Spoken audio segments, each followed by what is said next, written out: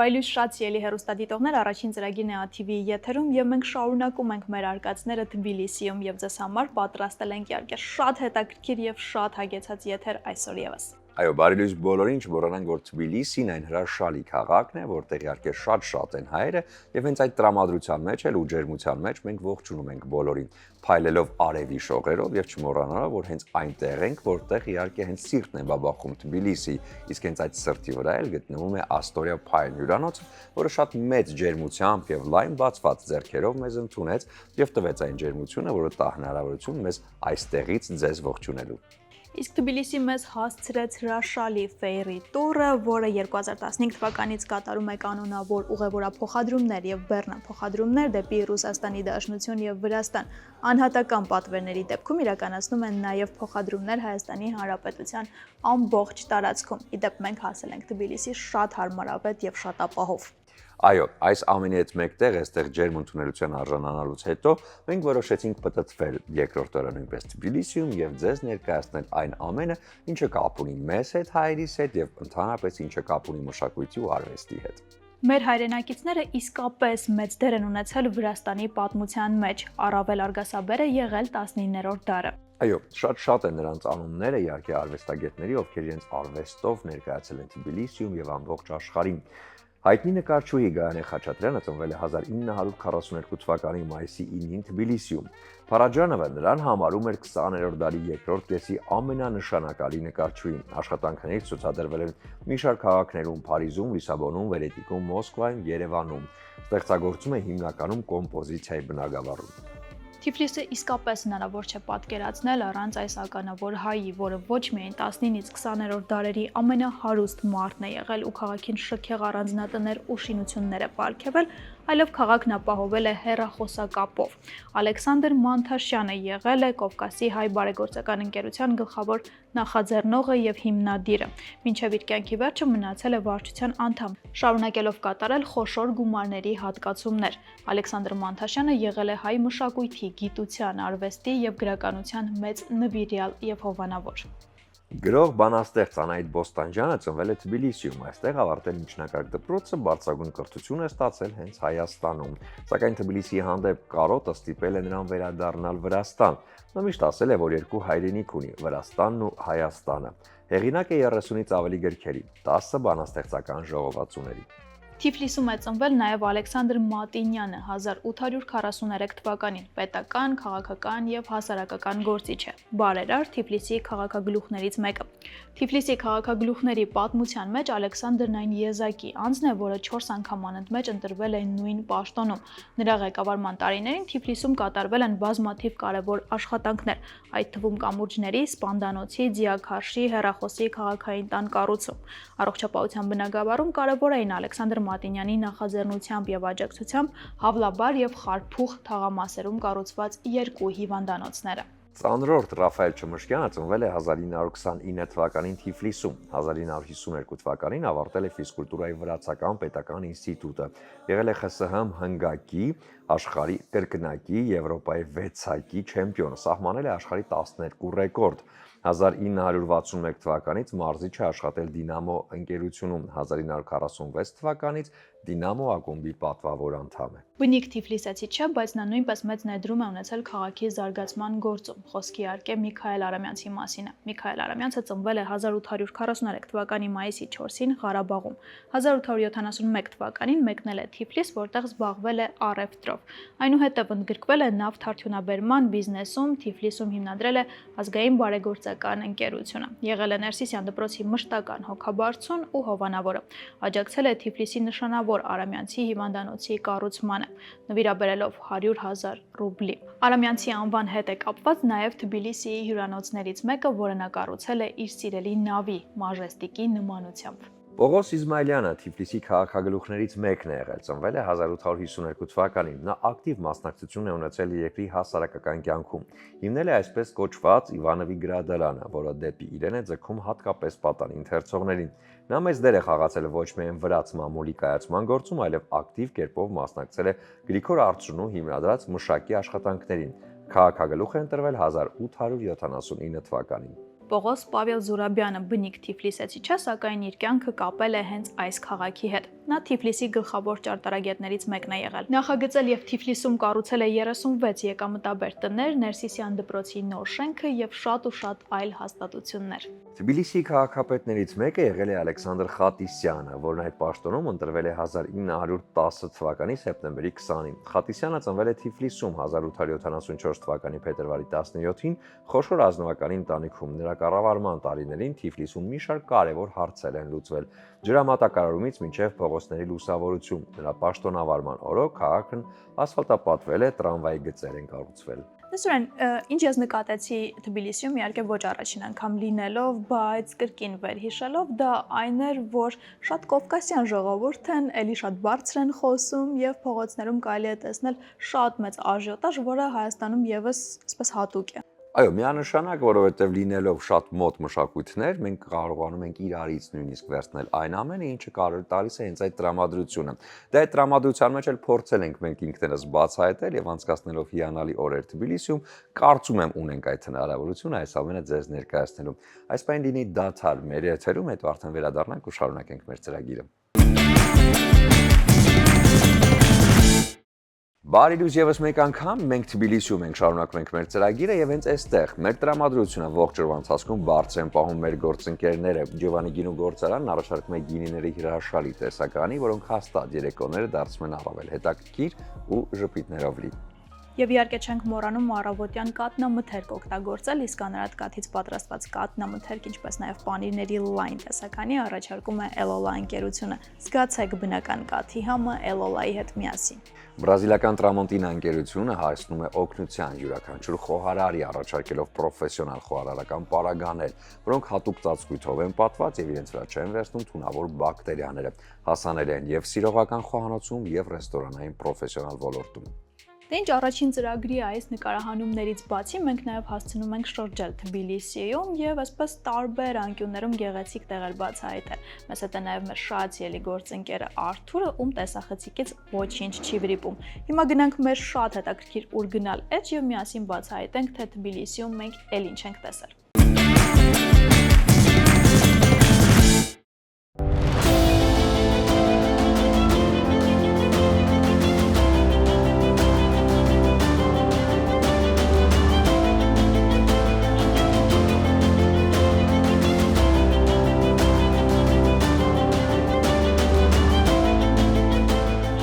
Եվ այսպիսով մենք Վրաստանի սրտում ենք, Թբիլիսիում, բայց ոչ թե պարզապես Թբիլիսիում, այլ նրա հնագույն, պատմական ու խորհրդավոր անկյունում, հին Թբիլիսիում։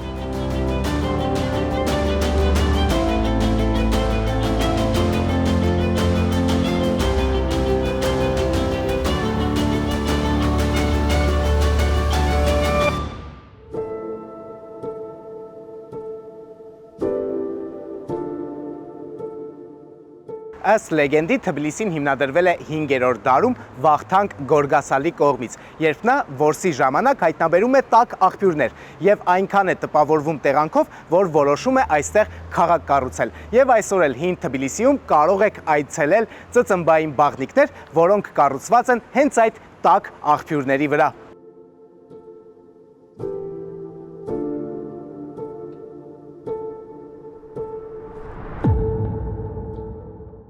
Այս գմփետավոր կառույցները ոչ միայն առողջարար են, այլև շատ կարևոր են պատմականորեն։ Այստեղ հին Թբիլիսիում այն սոցիալական կյանքի կարևորագույն կենտրոններից մեկն էր։ Այստեղ մարդիկ այցելում էին ոչ միայն լոգանք ընդունելու, այլ նաև քննարկում էին քաղաքի անցուդարձը եւ նորությունները։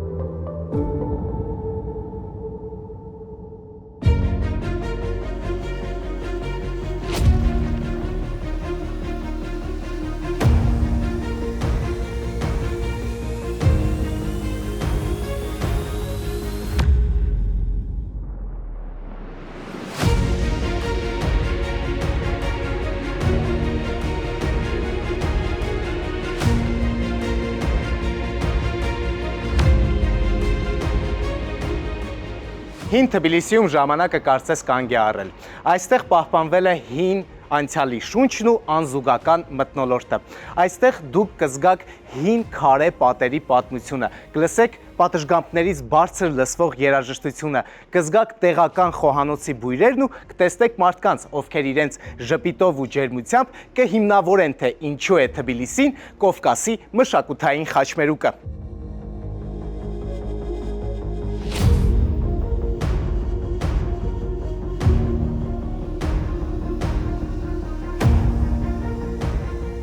Հին Թբիլիսին գտնվում է Թբիլիսիի կենտրոնում, Կուր գետի ափին եւ աչքի է ընկնում իր նեղ ու ոլորապտույտ փողոցներով, փայտե պատշգամբներով, իսկ խաչմերուկներում ծավալած են փոքրիկ սրճարաններն ու արվեստի սրահները։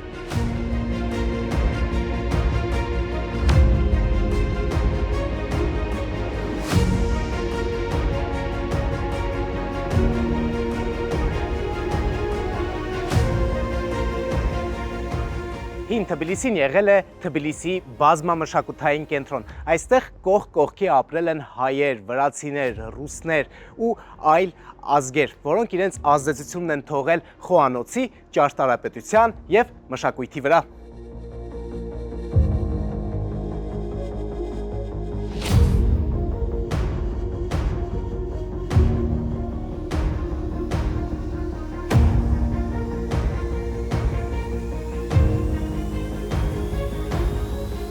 Մենք այժմ գտնվում ենք Շարդենի փողոցում, ամենագունեղ վայրերից մեկում։ Այս փողոցը կրում է ֆրանսիացի նկարիչ Ժան Բատիստ Շարդենի անունը։ Այն ցանկացած օրվա հատվածում միշտ մարդաշատ է եւ այստեղ միշտ հետաքրքիր է, նամանավանդ գիշերով։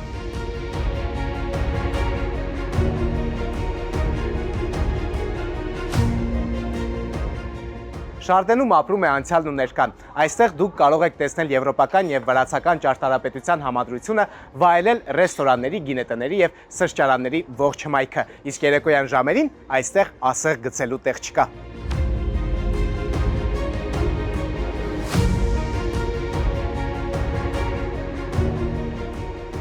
Շարդենը իսկապես որ Թբիլիսիի մշակութային կենտրոնն է։ Այստեղ կարող եք համտեսել տեղական ու միջազգային խոհանոցը, շփվել, ծանոթանալ մարդկանց հետ։ Մի խոսքով, Շարդենը հին ու նոր Թբիլիսիի միահյուսումն է։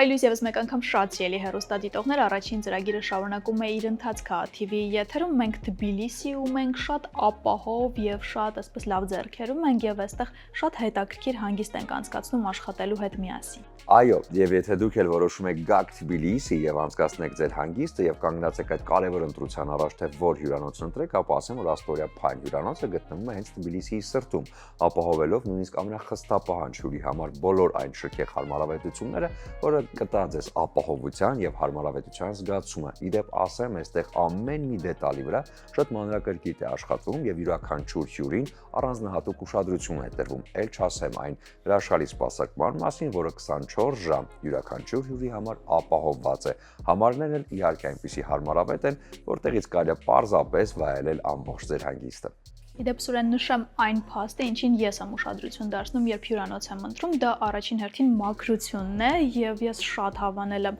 այստեղ մաքրությունը սենյակների ամբողջ տարածքի հյուրանոցային, որը իհարկե ոչ բոլոր հյուրանոցների դեպքում է հանդիպում։ Իսկ 5 աստղանի դեպքում սա իհարկե մի քիչ ավելի քիչ է ուշադրության արժանի, բայց հատուկ պետք է շեշտել եւ նշել, որովհետեւ դա առօրյայում շատ կարեւոր է։ Այս պահին շրջենք հյուրանոցում եւ տեսնենք, թե ինչ հարմարավետություններ են առաջարկում յուրաքանչյուրիս համար։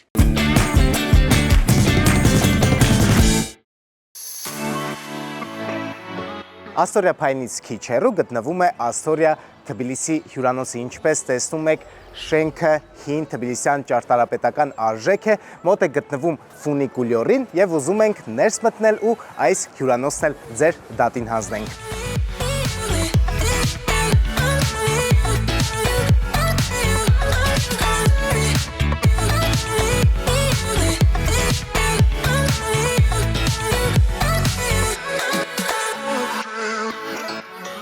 Մոտ 100 տարվա պատմություն ունի այս կառույցը, պետք է ընդգծել իր շքեղությունը, որը տարիների ընթացքում դարձել է հյուրանոցային կոմպլեքս։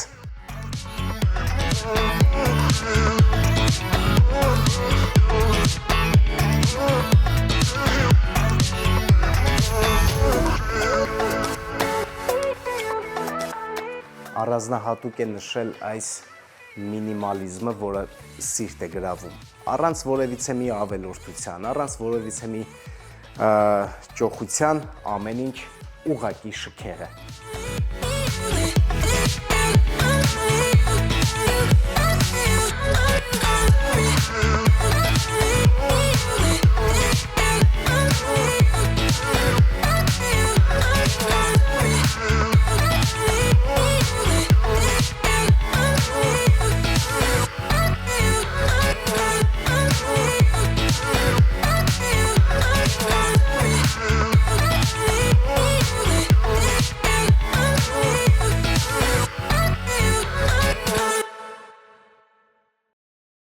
Մեր հյուրանոցից Աստորիա Փայնից ընդամենը 150-200 մետր հեռավորության վրա է գտնվում ֆունիկուլյորը, որով բարձրանալու եմ Թբիլիսիի ամենագեղեցիկ վայրերից մեկը, որտեղից Թբիլիսին բացվում է իր ողջ գեղեցկությամբ եւ որտեղ էլ գտնվում է Մթացմինդայի պարկը։ Այնտեղ հասնելու համար պետք է անցնենք գեղեցիկ խորհրդանշական ճանապարհ՝ ֆունիկուլյոր։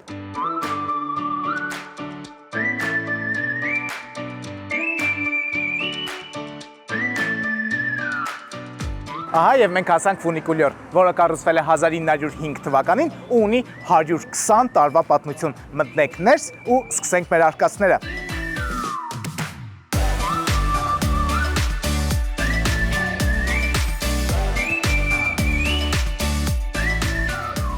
Այս տրանսպորտային հիասքանչ միջոցը իրար է կապում Թբիլիսիի կենտրոնն ու Մթացմինդայի բարձունքը։ 500 մետր երկարություն, 60%-ից ավելի թեքություն, հին վագոններ, որոնք ժամանակի ընթացքում վերականգնվել են, բայց որ ամենակարևորն է, պահպանել են իրենց հինավուրց տեսքը։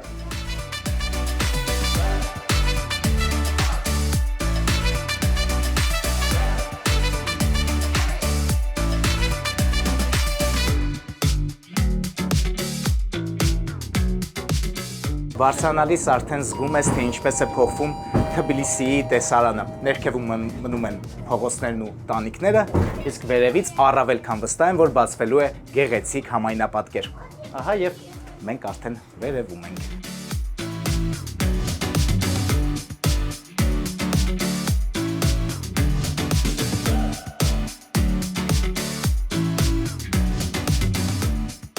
Մթացմինդայից Թբիլիսին բացվում է բոլորովին նոր անկյունից։ Եթե ուզում եք զգալ քաղաքի շունչը վերևում, վայելել լավ երաժշտություն, ունենալ արկածներ, ունենալ լավ գեղեցիկ հիշարժան պահեր, ապա պետք է անպայման այցելել այստեղ։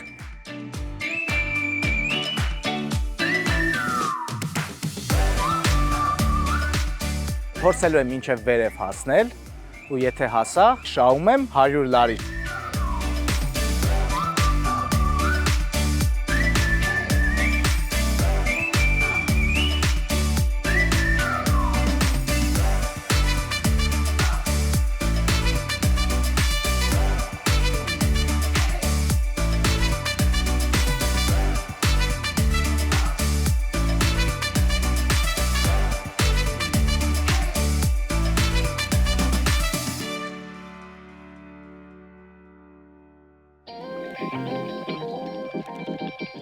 Չէ, ինձանից Պողոս Պետրոս դուրս չի գա։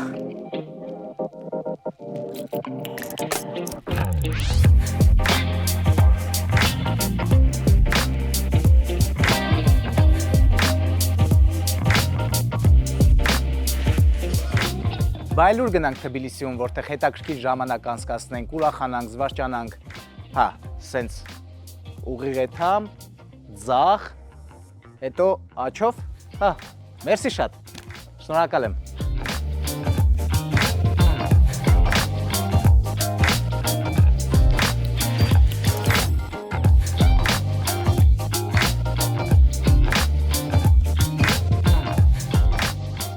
Ահա եւ իմ խոստացած գեղեցիկ տեսարանը։ Մթացմինդա պարկը Թբիլիսիի ամենասիրված վայրերից է, որտեղ համադրվում են բնությունը, զվարճանքները եւ ահա այսպիսի գեղեցիկ տեսարանը։ Այստեղ կա ամեն ինչ մեծերի ու փոքրերի համար՝ զվարճանքներ, ռեստորաններ, ատրակցիոններ, մի խոսքով ամեն ինչ։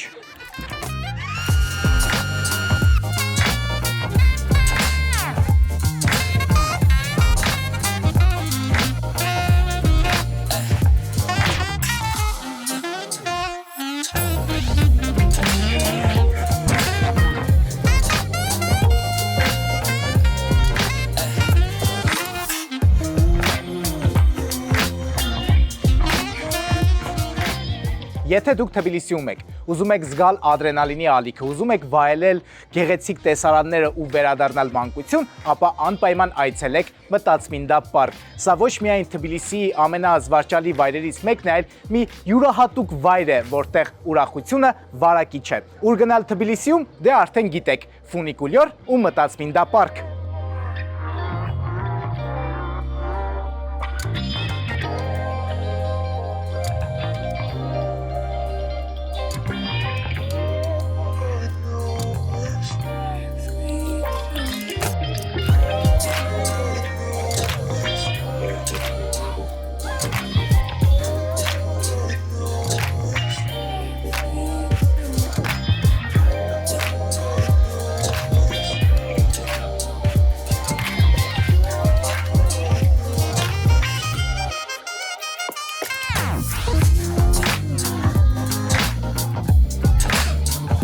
Յուրահատուկ ռելաքս։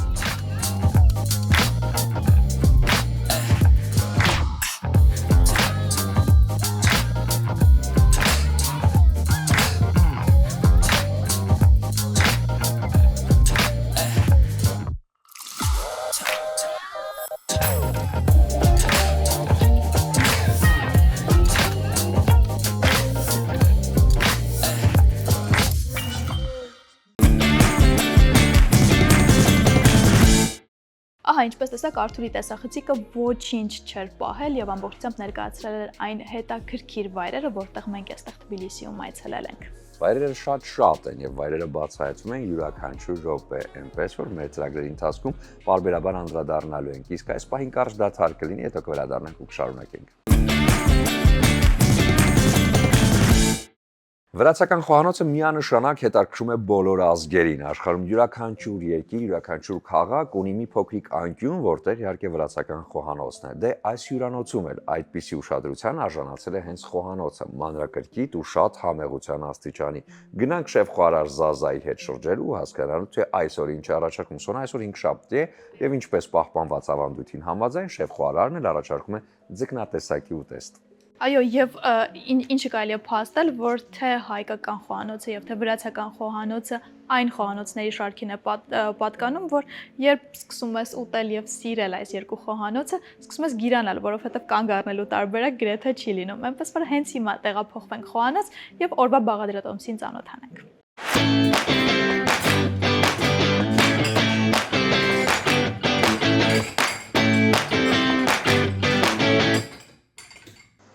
Բարի լույս եւս մեկ անգամ առաջին ծրագիրը Թբիլիսիում է եւ մենք շարունակում ենք մեր արկածները Թբիլիսիում։ Իհարկե նորից Աստորիա Փայն շքեղ հյուրանոցի շատ շքեղ խոհանոցում ենք, որտեղ իհարկե շեֆ խոհարար Զազան մեզ այսօր կսովորեցնի եւս մի շատ համեղ վրացական ուտեստ պատրաստելը, բայց այս անգամ ձկնատեսակ, այնպես որ տեսնենք ինչ է մեզ առաջարկում շեֆը։ Доброе утро, Заза. Доброе утро. Сегодня мне опять у вас в царстве вкуса, да?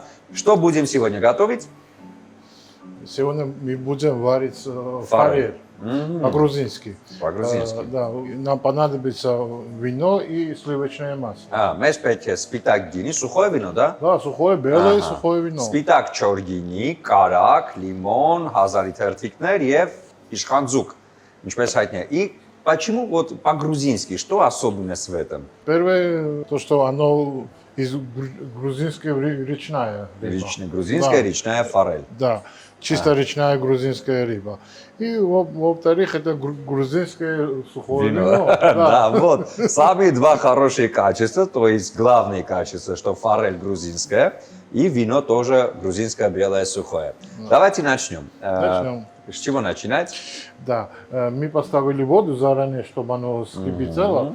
И добавляем тут соль. Соль. Պետք է նախորդ երացնել ջուրը, ավելացնել աղ, а потом уже почистить форель и... Да, очищенная форель внутри. Уже внутри. Сколько времени будет готовиться? Минут 10, 8-10 максимум. Да ладно? Серьезно? Да, да. То есть рыба готовится так быстро? Да. А это почему? Потому что это грузинская речная или все рыбы так Не, готовятся? рыба, вообще-то, все рыбы быстрее Быстро готовятся, готовятся. чем мясо или Ага. курица. Или в этом Хорошо, роде. так оставляем или надо что-то Сейчас добавить? чуточку, чтобы скипятить. Потом добавляем лимон внутри. Хорошо. Немножко лимона, лимонного сока, մի քիչ լիմոնաթթու ենք ավելացնում կամ լիմոնի հյութ եւ հետո ավելացնում ենք արդեն սպիտակ չոր գինին, ասեմ որ այստեղ նաեւ շատ կսազեր Իջևանի գինուգործանի կողմից ներկայացվող սպիտակ չոր գինին։ Хорошо, мы добавили лимонный сок, Лимонный еще сок, вино добавили, Вино. белое, сухое. И сейчас добавляем сливочное масло, граммов 40. Ահա, իրեք ուզում ասել, որ շատ համեղ բույր է տարածվել լիմոնի եւ գինու միախառնումը եւ երրացած ջրի մեջ ավելացեցիք նաեւ կարագն մի փոքր։ Ահա, запах очень Да, да. аппетитный. Аппетитный потом это, когда уже... Еще что-то можно добавить? Какие-то Да. специи? Сейчас надо добавить чуточку душистого перца. Два Սև аромата. հատիկ բիբար, բույրի համար մի քիչ ավելացնում ենք։ Надо перевернуть рыбу, да. Обязательно. Что особенности вот в морепродуктах грузинских, да? Да, в кухне большое место занимают? Да, у нас в Грузии любят рыбу. И что можно готовить грузинское с рыбой, кроме вот этого? Ну, пожарить можно, на мангале Пожарить, можно. Да. Кроме этого, можно сейчас в грузинских специях готовить, как сушить с овощами. Сушить с овощами, хорошо. Томатным соусом и с овощами можно сушить. Есть особые дни, когда можно варить рыбу. Я помню, когда был маленьким, всегда в нашем доме говорили, сегодня уже четверг, рыбный день. Да. А есть в Грузии такие дни, когда только варится рыба? Вот Да, тот, конечно. А который день? Четверг. Четверг. Да. То есть остается Это четверг. Да, да. Всегда у нас Всегда. в моем детстве тоже было. сейчас тоже так, да? Да. Мы сейчас стараемся, чтобы на работе и дома, чтобы было...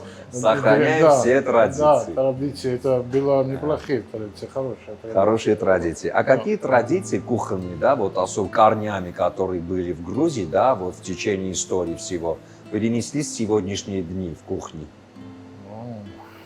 Вот у армян есть хаш, да, который вот там очень древности готовили, сейчас тоже очень популярно. Вот какие блюда вы Ну, отделите? в древности это первое число это хинкали. Хинкали, Да. Хачапури. хачапури, Да. Чакапури. чакапури, Да. оджахури можно так? Да. Оджахури можно. А харчо, вот мой любимый суп грузинский, это Да, харчо. конечно. Грузинский харчо это всем известный во всем Да, мире, да. Грузинский харчо. Да, там с грецкими орехами можно сациви. Сациви можно Да. готовить. Ага. Хорошо. Харчо еще с грецкими орехами харчо. Харчо с грецким. Да. Сациви там, да, есть? Да. Это тоже вот. Это сациви другое, а харчо с грецкими Орехами орехами да. другое. Сациви это готовится из курицы. Из курицы, да, да. А харчо с грецкими орехами это готовится из говядины. Яйца, да. Да. Хорошо. Сколько минут мы уже? Минут 3-4 Хорошо. максимум. Я знаю, что грузины очень хорошие говорят тосты. Мгм. И я вот попросил вино. Давайте как шеф-повар, как настоящий грузин, давайте тост тем зрителям, которые сейчас смотрят нас. Давайте выпьем за дружбу. За дружбу народов. За дружбу народов. Чтоб и у вас, и у нас царствовала как Дружба, дружба, мир, мир, любовь любовь и конечно. вкус. И то, что будет и мир, и любовь, и все. Это через кухню идет. Да, через вкус, потом все пойдет. Да, конечно. Да. За двух прекрасных народов, древних народов.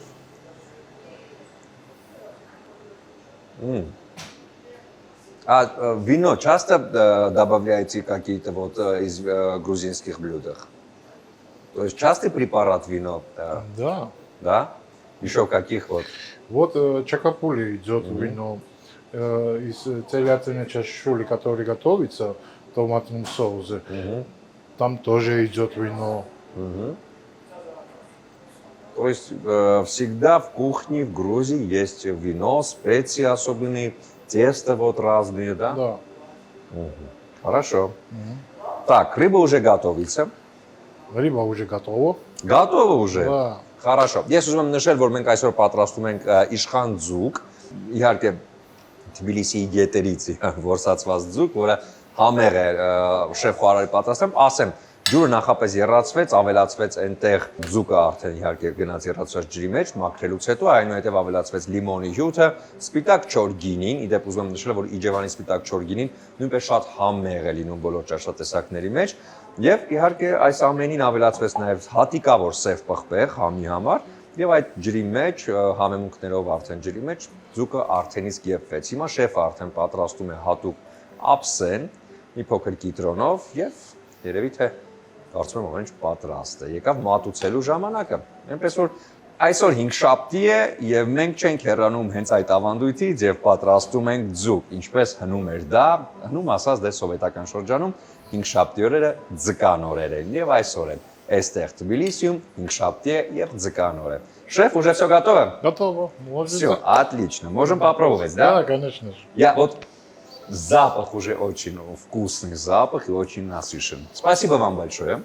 Спасибо. Будем ждать вас в Ереване, чтобы, я знаю, что вы знаете армянскую кухню тоже, но чтобы в Армении вместе с вами мы готовили очень вкусное армянское блюдо. Хорошо. Спасибо большое. Спасибо вам. Շնորհակալություն մեր շեֆ Խոհարարին, այս պահին կարճատև դադար կլինի, հետո կվերադառնանք ու կշարունակենք մեր եթերը, մնացեք մեզ հետ, շատ հետաքրքիր են մեր արկածները Թբիլիսիում։ Դե ինչ, ահա օրվա բաղադրատոմսը 5-շաբթի համար եւ հիմա շարժվելով առաջ իհարկե կունենանք կարճատև դադար, որից հետո կվերադառնանք ու կշարունակենք առաջին ծրագիրը։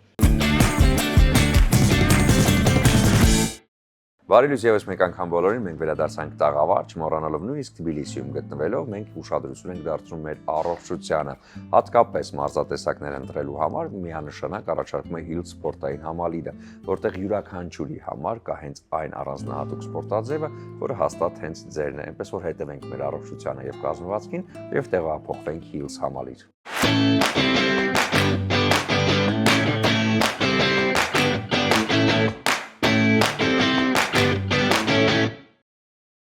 Ողջույն, առավոտը Hills-ի շրջանակներում ես Hills սպորտային համալիրում եմ։ Այսօր իհարկե փորձելու եմ մարզել որովայնիս մկանները։ Սա իհարկե շատ կարևոր մկաններ են եւ շատ դժվար մարզվող։ Բայց ոչ մի դժվարություն չկա, եթե ես Hills սպորտային համալիրում եմ, առավել եւս մարզչի ուղեկցությամբ է լինելու իմ ողջ մարզման ընթացքը։ Այսօր մարզում ենք որովայնի մկանները։ Հիմա ցույց եմ տալիս ջան, ոտքերը վերևա լինելու, ուսերը չենք խփցնելու ու աշխատում ենք։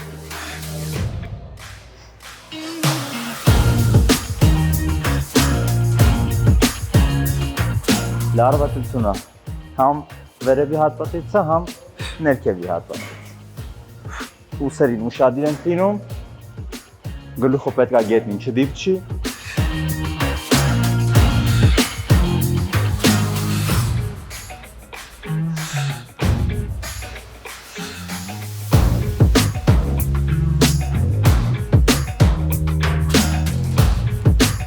Քիչ ենք ծալում։ Շատ լավ է։ Սուրեն ջան, հիմա աշխատացնում ենք կողքերը, որովայնի շրջանի։ Ցույց եմ տալիս, կարևոր աշխատանքի ժամանակ մեջքը ուղի լինի եւ արտաշունչը պարտադիր։ Շունչը չենք պահում, այսինքն աշխատանքի ժամանակ ոնց որ շատերն են անում։ Այսպես, մեջքը ուղիղ, ձեռքը դրեցին կողքին։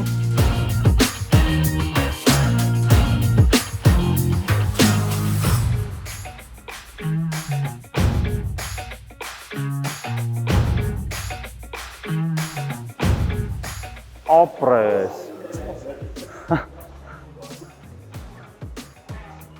Ոտնաթաթը ճիշտ ենք պահում, ապրես, գնացի։ Շատ լավ է։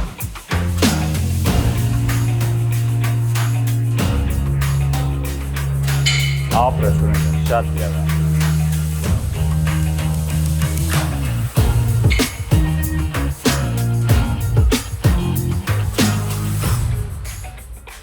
Սուրեն աշխատանքի ժամանակ ուսերը չեն կպցնում, որովայնի շրջանը անդադ լարված ենք պահելու։ Լուսնաձև, ձեռքերը գլխից վեր, գնացինք։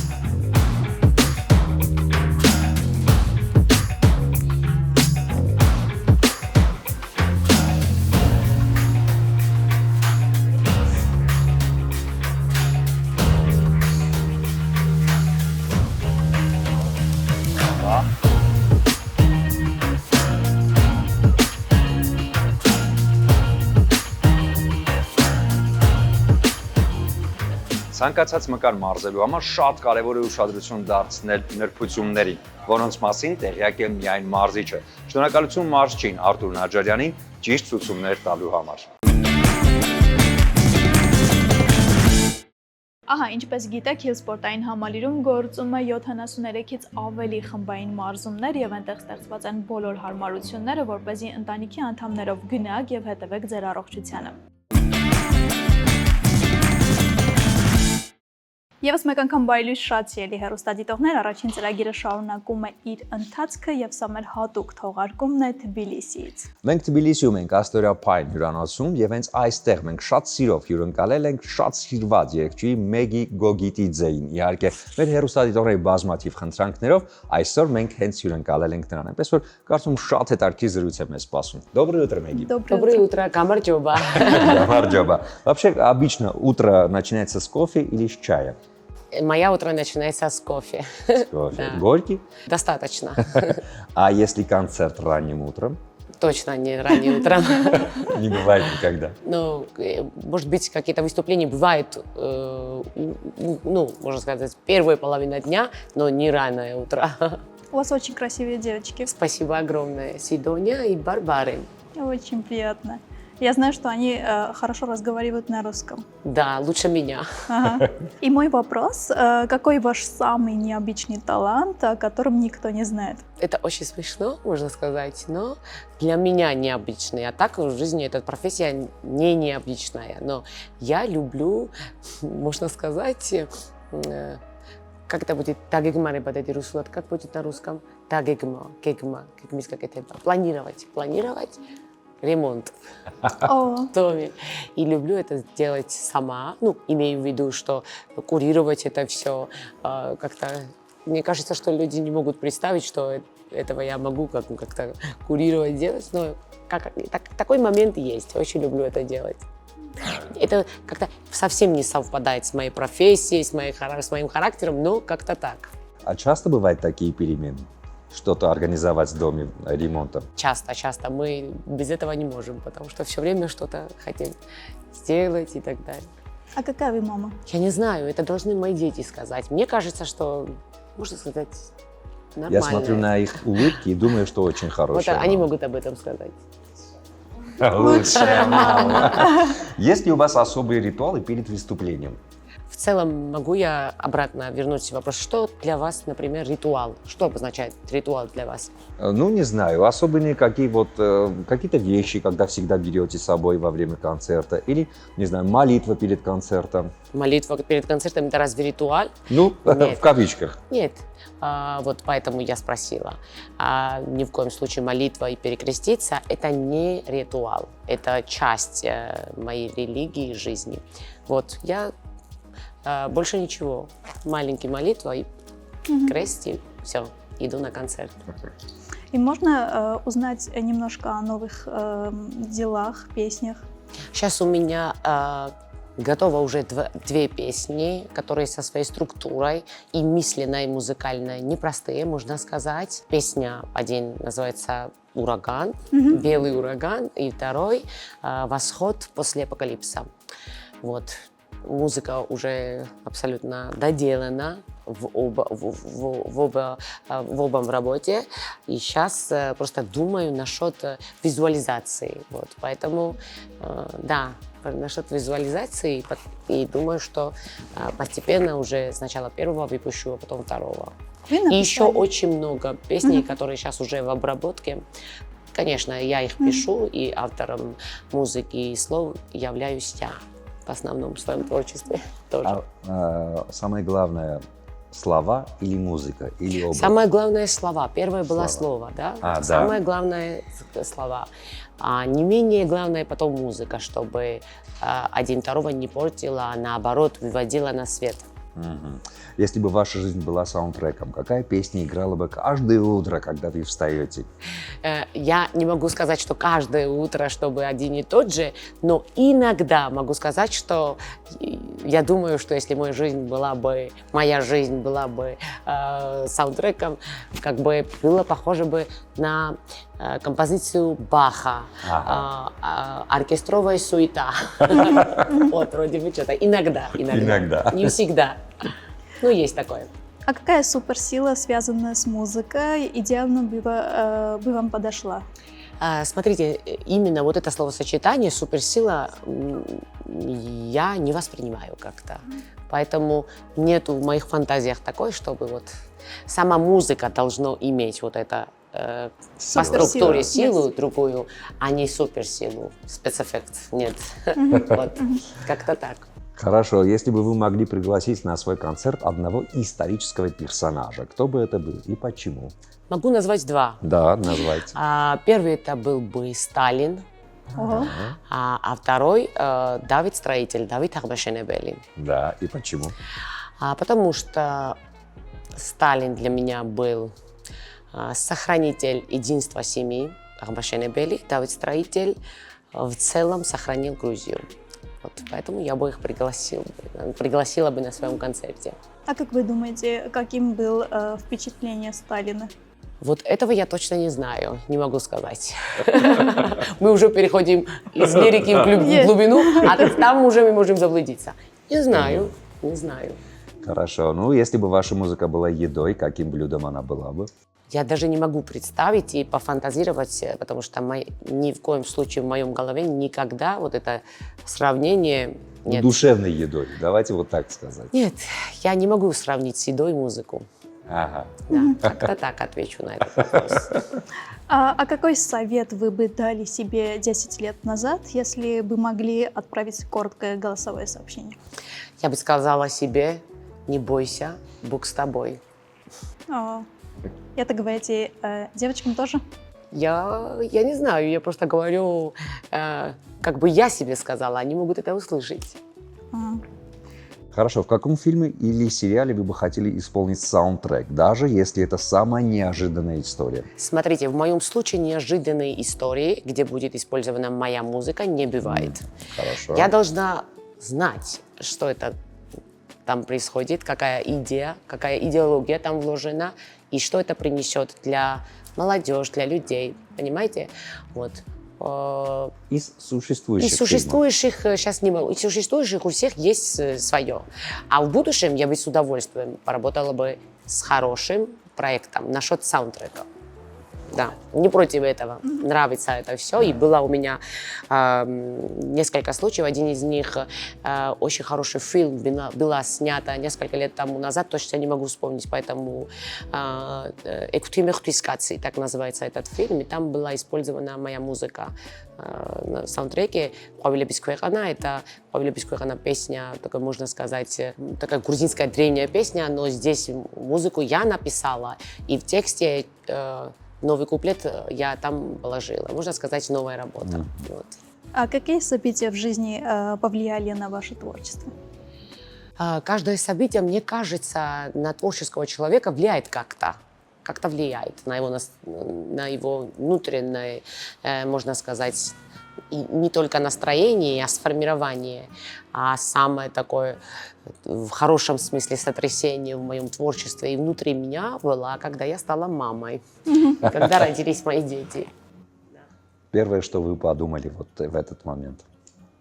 Когда родились дети, Да. я подумала, Когда что... ваша жизнь переменилась? Да, Боже мой, спасибо, что ты дал мне возможность быть мамой. Вот первое вот это было, потому что до того, пока я их увидела там, да, до этого у меня другие мысли были. А как только я их увидела, я поняла, что это прям чудо. Չէր կայանամեր շատ հետաքրքիր հարցազրույցը Թբիլիսիում, եթե չլիներ Ֆեյրի տուրը, ով շատ արագ եւ ապահով մեզ հասցրեց Թբիլիսի։ Ֆեյրի տուրը 2015 թվականից կատարում է կանոնավոր ուղևորը փոխադրումներ եւ բեռնափոխադրումներ դեպի Ռուսաստանի Դաշնություն եւ Վրաստան։ Իդեպ անհատական պատվերների դեպքում իրականացնում են նաեւ փոխադրումներ Հայաստանի Հանրապետության ամբողջ տարածքում։ Я заметила, что вы очень верующий человек. Что вера для вас? Мне кажется, что каждый человек верит в чего-то. Что вера для меня? Даже атеисты? Даже атеисты в каком-то Да. смысле, да. В конце жизни. Да, Да, потому в что принципе. не только, может быть, вот, смотрите, когда атеист говорит, что я атеист, да, кто-то, если говорит, да, то уже не может перечислять каждую минутную его мысли. Там же есть где-то вера. Ой, может быть, есть Бог, думает, да, все равно. Как и верующий. Да. Может быть, нет. Вот это все жизнь, это человек. Вот. А что касается, что для меня вера, да, Да. Да. любовь – это Бог. Мгм. Вот. Любовь – это Бог. Я сама православная. Мгм. Вот. Поэтому как-то так. Не могу сказать о себе, что вот я такая верующая. Как могу, как могу. Представьте, что вы снимаете клип с безграничным бюджетом. Какие 3 самые безумные идеи вы бы реализовали? Смотрите, я бы не хотела снимать клип на безграничном Бюджете. Я бы точно не хотела этого. Ага. И если дело дошло до того, что вот, например, какие самые безумные идеи, я бы его впустила бы в музыке, в тексте, вот чтобы это безумное какая-то что-то было вот в моей музыке, а не визуализации, понимаете? Потому что визуализация, вот эти спецэффекты для меня, как творческого человека, очень много что-то не дает. Поэтому я стараюсь целую свою жизнь, что вот эти, можно сказать, идей впустить в своем музыке и творчестве. Как-то я не логично отвечаю, да, все? Ну что сделать? Отлично. Да. И если бы у вас была возможность на один день стать невидимой, как бы вы этим воспользовались? Смотрите, я очень не хочу быть невидимым. Почему? Это же интересно. Нет, я бы не хотела. И еще тем более пользоваться этим не хотелось бы. Вот. Как-то так. На один день. Не-не. Нет? Нет. Нет. Нет, не хотела, вот не на точно не секунду. хотела. Вот если я сейчас представляю, невидим, и что-то услышать такое, то, что не хочу услышать или что? Я думаю, большая паника бы была уже среди ваших друзей. Ну, не знаю, Мэгги, но где? точно не хочу быть невидимым и тем более пользоваться этим. Не хотелось бы. Хорошо, вы часто бываете в Армении, в основном в Ереване. Концерты бывают, и публика Еревана очень любит вас. А какие впечатления у вас? В целом о я Ереване? хочу сказать, что я очень люблю Армению. Я уважаю ваш народ и чувствую безграничную любовь от ваших людей.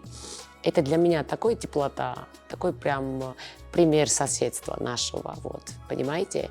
Я очень часто бываю в Армении, Да. в Ереване. У меня каждый год там раз-два раза бывают концерты, и я вот от вас передаю большой-большой любовь вашей стране и уважение. Спасибо. Тут в Тбилиси очень много армян. Да. Среди ваших друзей есть армяне тут? Да, конечно. У нас в этом Авлабаре, Элия да. есть Авлабаре, Да. и там жила моя подруга, и весь его соседи были мои соседи, можно сказать. Очень хорошие отношения, очень сразу находим такой общий язык. Ну, мы соседи, похожие Да. какие-то там у нас традиции, какие-то взгляды, и большое уважение от меня, конечно. А вы были только в Ереване? Да, я была. Пока что только в Ереване Ереване. мне приходится, потому что такие концерты Да. там. Несколько раз была просто в Ереване, вот, с семьей просто, вот. И пока что, да, только в Ереване. Ну, надеюсь, что потихоньку расширится этот круг. А что вам особенно нравится в Ереване? Культура, Если Мне было время. особенно мне нравятся люди. люди. И их вот этот любовь, подход и выражение этой любви, вот честно, если сказать. Сам город мне очень нравится, нравится архитектура. То, что я успела увидеть. Да. Не могу хвастаться и говорить, что там у меня, можно сказать, что я на много мест была.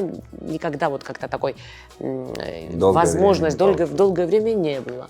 Но я обязательно надеюсь, что это время в моей жизни даст Бог появиться, и я еще хочу посмотреть многие места, которые там есть, о котором мне говорят, о котором мне говорят, что вот это очень красиво, там надо идти и так далее. А зрители здесь и в Ереване разные? Смотрите, каждый человек разный, каждый человек. Вот мои дети, которые, как можно сказать, близнецы, но они очень разные. Они не близнецы, Да. между ними 1,5 года. Но очень похожи. Каждый Да, человек разный. А как может быть такой зритель, количество людей быть одинаковым? Нет. Здесь другие, там другие, но нас объединяет любовь.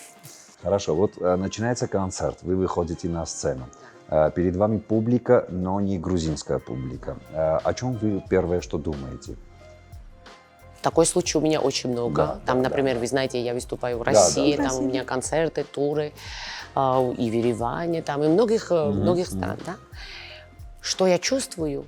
И о Ещё чем как вы бы, думаете? смотрите, я думаю, что в первую очередь, что я говорю? Бог мой, дай мне те слова, которые их душам нужна, чтобы они почувствовали любовь и вот эту энергию везде. Я не отделяю. Здесь веду в Грузии петь, или в Армении веду, или в России, или где бы это ни было. Самое важное для меня, я не разделяю их как-то, можно так, да? Просто хочу вот эту энергию любви, которая, мне кажется, что есть в моей музыке, просто передать.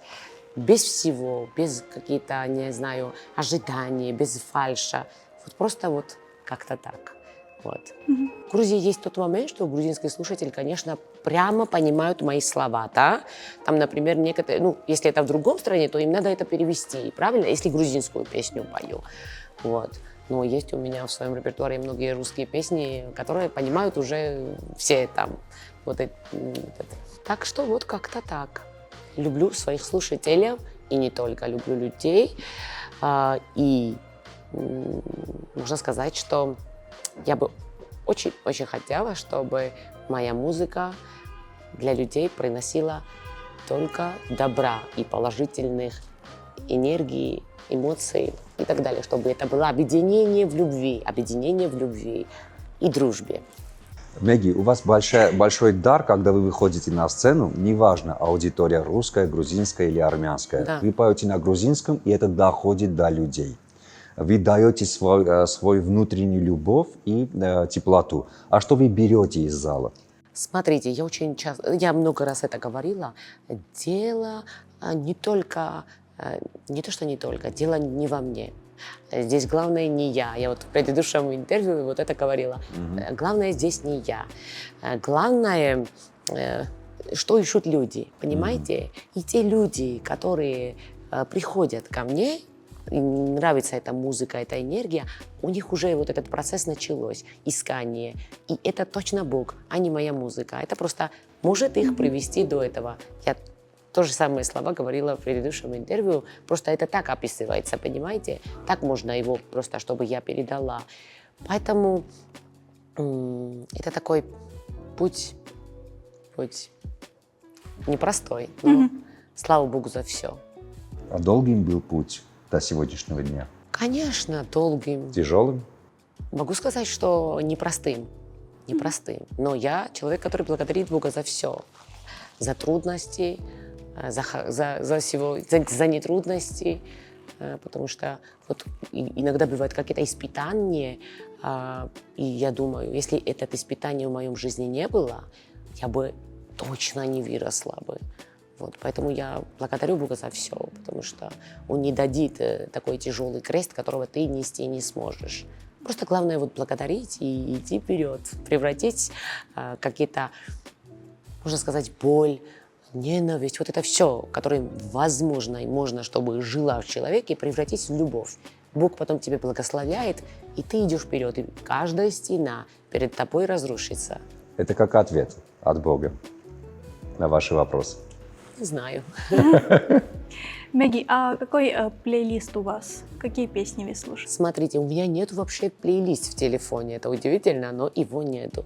Я вот не могу сказать, что я такой эгоистический музыкант, но я насколько упущена сейчас в своей музыке, потому что, слава Богу, у меня столько муза, можно сказать, и столько материалов, и столько чего у меня от себя идет, Сейчас у меня даже нету права слушать другую музыку и вот это все, чтобы моя голова сейчас думала, расслабилась, можно сказать. Потому что у меня процесс в голове идет сейчас.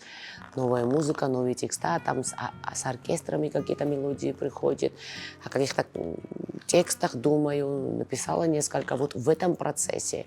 И представьте, что у меня плейлиста нету в телефоне. Очень много времени от вас берет сцена, музыка и творчество, а остается время для дома, для девочек. Смотрите, самое важное для меня семья. Это самое важное, самое главное на этом земле. Да? Правильно? Бог, человек, Бог, народ, семья. Вот это все, вот первый, второй, вот эти места занимает. Правильно?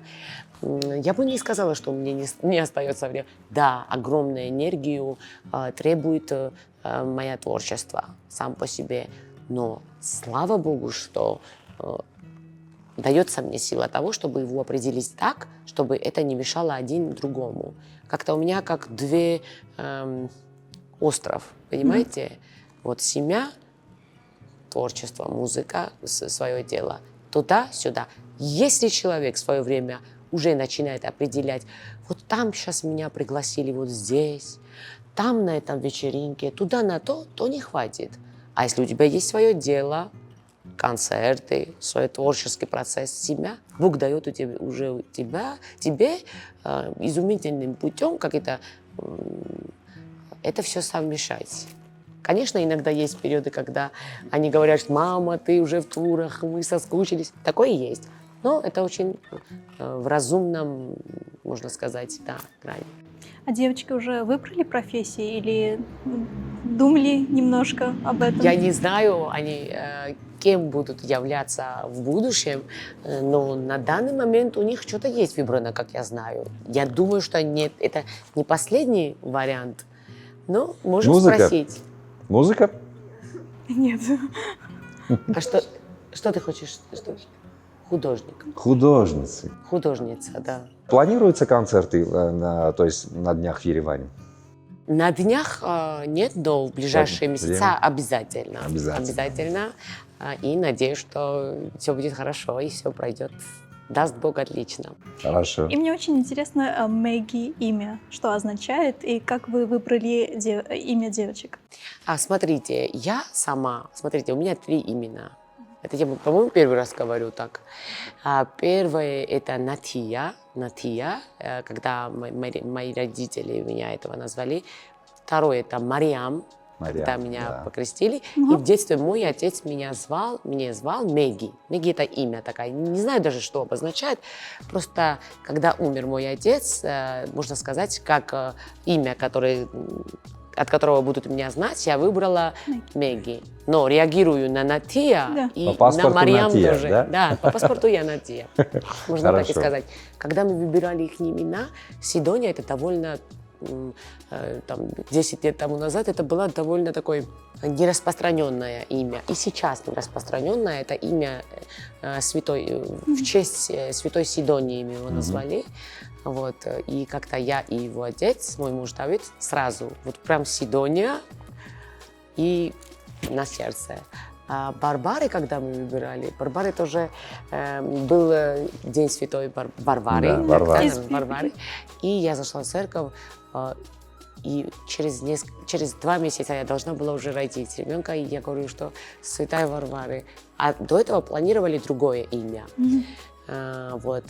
И как только я зашла, почувствовала, что я должна назвать Варвара. И я ему сказала, что святой Варвара, пожалуйста, ты храни моего ребенка, вот, когда она родится на всю жизнь, ты охраняй его, я в честь тебя назову это имя. Моему мужу сразу сказал, прямо в церкви мы вместе стояли, и тоже так как-то. И вышло так, Сидония и Барбары. Мэгги, мы очень рады, что вы приняли наше приглашение, потому Спасибо, что это было позвали. очень важно для нас. Да. И мы провели опрос, и наши зрители, огромное количество зрителей хотело видеть в передаче вас. Ой, спасибо огромное, это так приятно. Спасибо огромное. И специально от нашего спонсора, Ереванского винного завода, хотим вам подарить игристое розовое вино «Бриз», которое создано специально для красивых женщин. Специально для вас. Спасибо огромное. Надеемся, что украсит один из ваших вечеров. Спасибо огромное, очень-очень приятно. И благодарю вас за очень, хочу отметить, интересные, такие креативные вопросы. И спасибо за приглашение меня и моих детей. И еще Спасибо. маленький подарок от нашего спонсора Трамонтино, бразильского бренда, который представляет кухонные приборы. О, супер. Я думаю, я уверен, что вы очень вкусно готовите для семьи, для девочек. Есть такое, да. Да, от нашего спонсора маленький вот кухонный прибор. Огромное спасибо вашему спонсору за подарки. И да, обязательно кухонные приборы обязательно пригодится. Спасибо большое. Спасибо вам огромное. Մեր հյուրներ մեգի կոգիտից են, իսկ մենք վերադառնանք քիչ հետո մնացեք մեզ հետ, որովհետև էլի շատ հետաքրքիր է։ Դե այսպես հետաքրքիր է անցնում յուրաքանչյուր մեր օրը այստեղ Թբիլիսիում, իսկ երեկոյան մեր տրամադրությունը բարձր է պահում Իջևանի գինու գործարանի արտադրանքը գինիների լայն տեսականին, որոնք նույնիսկ աշխարհի ցանկացած վայրում կարող եք գտնել ու բարձր պահել հայկական ռիթմ ու տրամադրությունը։ Եվ առաջարկում եմ գինու հետ չմոռանաք պանիրների մասին, իսկ առավոտյան շատ օգտակար է կատնամթերք օգտագործելով, սկսել անարատ կաթից պատրաստված կատնամթերք, ինչպես նաև պանիրների լայն տեսականի առաջարկում է Էլոլա ընկերությունը։ Զգացեք բնական կաթի համը Էլոլայի հետ միասին։ Եվ իհարկե յուրաքանչյուր խոհարարի համար շատ կարևոր է, որ ձեր քիտակի խոհանոցային պարագաները լինեն բավականին հարմարավետ ու իհարկե օգտակար։ Ասեմ, որ հենց այսպիսին է Tramontina բրազիլական բրենդը, որն արդեն իսկ Հայաստանում ներկայանում է խոհանոցային պարագաների լայն տեսականով, հասանելիություն դարձնելով ոչ միայն սիրողական խոհանոցում, նաև ռեստորանային պրոֆեսիոնալ ոլորտում։ Հատկապես խոհանոցային պարագաները իրենց վրա չեն վերցնում թունավոր բակտերիաները, ինչը տալիս է հնարավորություն փոքրիկ հրաշքների համար համեղ ճաշիկներ պատրաստելիս լինել ավելի ապահով։ Դե իսկ ձեր լավագույն առիթները վստահեք բյուրի ֆաբրիկի պրոֆեսիոնալներին, իրենք իդեալական դիմահարդարման եւ վարսահարդարման միջոցով կփոխանցեն դրական էմոցիաներ։ Ժպիտներն ու սերն առաջարկում է արև բացիկները, որը կարող եք գտնել քաղաքի յուրաքանչյուր քաղցր ու ծաղկաշատ վայրում եւ նաեւ իհարկե Kaiser սուպերմարկետում։ Յուրաքանչյուր օր դարձեք սիրո եւ գեղեցկության տոն։ Եվ իհարկե ոճային ու տարբերվող կլինեք Դաֆնի խանութ սրահի հետ միասին, այս շատ էսթետ խանութ սրահն ունի երկու հասցե՝ Թումանյան 5 եւ Պուշկին 33։ Երկու հասցեներում էլ ներկայացված է ամբողջ նոր գարնանային տեսականի։ Եթե գտնվեք Թբիլիսիում, չմոռանաք ամենակարևորի մասին՝ հարմարավետության ու շքեղության։ Այս ամենն առաջարկում է Astoria Pine հյուրանոցը, որը գտնվում է հենց Թբիլիսիի սրտում, կենտրոնական հատվածում, որտեղ լայն բացված դռներով, ժպիտներով ու ջերմությամբ պատրաստ են ընդունել յուրաքանչյուրին եւ ցուցաբերել ինդիվիդուալ մոտեցում։ Դե իսկ ճանապարհի համար շատ կարևոր է ապահովությունը եւ հարմարավետությունը, ինչը մեզ համար ապահովեց Ferry Tour-ը։ Ferry Tour-ը 2015 թվականից կատարում է կանոնավոր ուղևորափոխադրումներ եւ բեռնափոխադրումներ դեպի Ռուսաստանի Դաշնություն եւ Վրաստան։ Իդեպ, անհատական պատվերների դեպքում իրականացնում են նաեւ փոխադրումներ Հայաստանի Հանրապետության ամբողջ տարածքում։ Դե չմոռանանք ամենակարևորի մասին, նույնիսկ այստեղ Թբիլիսիում մեր հրաշալի թիմի հետ միասին այս ամենը Պատրաստված էր սիրով։ սիրով։